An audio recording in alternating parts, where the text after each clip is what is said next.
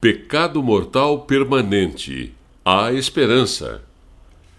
Cada dia que passa, se multiplica o número de católicos que não vivem de acordo com os ensinamentos da Santa Igreja. Alguns até vivem em situações onde o pecado é permanente, ou seja, vivem dia após dia cometendo um pecado considerado grave pela doutrina católica. Infelizmente, se multiplicam também os padres e bispos que, por respeito humano, por má formação, ou mesmo intencionalmente, se omitem em ensinar as verdades inegociáveis da doutrina. Entre elas está a indissolubilidade do matrimônio, a homossexualidade e outros vícios. Essa formação deveria ser apresentada a todos os católicos, especialmente as pessoas que vivem nessas situações de pecado grave, permanente, ou seja, em segunda união, aos que vivem juntos e não são casados, às pessoas que praticam homossexualidade e a todos os que se sentem desanimados diante do desafio da santidade. Essas palavras são especialmente para as pessoas que estão vivendo em pecado permanente. Pessoas que, por diversas circunstâncias da vida, entraram em uma situação de contradição com a palavra de Deus.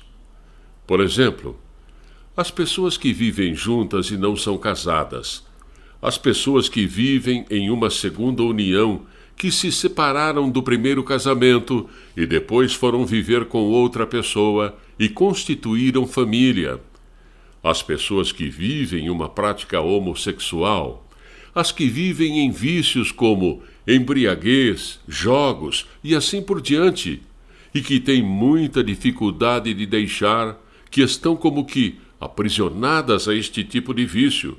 Mas ainda assim, mesmo vivendo juntos, sem ser casados, mesmo vivendo em segunda união, vivendo numa prática homossexual, vivendo numa situação de vício de álcool, drogas ou jogos, e assim por diante, esta pessoa quer superar isto. Ela entende que isto é errado e quer buscar em Deus a força para a superação do seu vício. Não desanimem. Por mais grave que tenha sido o seu pecado, que esteja sendo o seu pecado, ou por coisas que você tenha feito na vida, que talvez você hoje se sinta desanimado ou já se sinta condenado ou condenada, não desanime. Este sentimento de desânimo e entrega dos pontos, ou este sentimento de frustração, esta falta de atitude para buscar a santidade, esse tipo de sentimento é infundido na alma da pessoa pelo próprio inimigo de Deus, por Satanás, porque Deus nunca desiste dos seus filhos, enquanto estes filhos têm a possibilidade de virem até ele, enquanto esses filhos têm a possibilidade de fazer a opção por ele. Por mais que você tenha pecado antes, ou esteja vivendo numa situação de pecado, não desanime. Não há nenhum pecado, não há nenhum vício, não há nenhuma situação de pecado que seja superior ao amor de Deus por nós. Precisamos confiar em Deus e buscar estabelecer uma vida de oração, rezar todos os dias o rosário, suplicar a graça do Espírito Santo, para que a gente possa superar o pecado que hoje nos separa dele, o pecado que hoje nos tira da comunhão com Jesus. Lembrem-se sempre que quando alguém comete um pecado grave, que desobedece a Deus em matéria grave, ela rompe a amizade com Deus, porque está desobedecendo, está desprezando a autoridade de Deus. Deus está dizendo: faça assim. A pessoa faz o contrário. Está desprezando a autoridade de Deus sobre a própria vida. Está se submetendo ao pecado, aos caprichos do inimigo de Deus. É por isso que a palavra de Deus, primeira carta de São João, capítulo 3, versículo 8, diz: aquele que peca é do diabo. Então, a pessoa que vive numa situação de pecado mortal está numa espécie de escravidão a Satanás, e é preciso superar essa situação. E quando a gente ouve essas palavras, mesmo que as palavras sejam bastante duras, mesmo que elas possam ferir a nossa alma, nós nos curaremos pela verdade. A primeira condição para que um doente possa encontrar a cura é reconhecer que está doente. E a primeira condição para que alguém saia do pecado também é reconhecer que está em pecado. Para isso, é preciso uma atitude de humildade, de reconhecer o erro e depois uma atitude de coragem, de fé, para buscar a superação, a cura deste erro, a cura desta situação de pecado, a cura deste vício. E Deus nos proporciona isto. Então, vocês que estejam porventura vivendo nesta situação, não desanimem. Não desanimem diante daquela exigência que Deus faz a todos. Não é apenas a este ou aquele.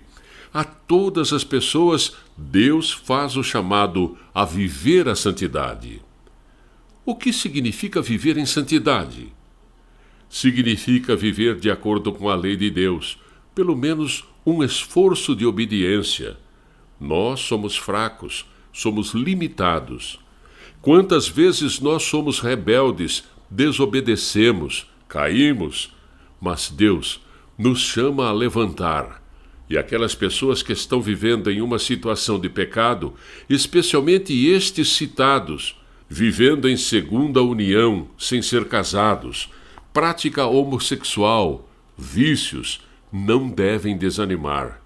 Se buscarem uma vida de oração, suplicar a força de Deus para superar o vício, irão alcançar.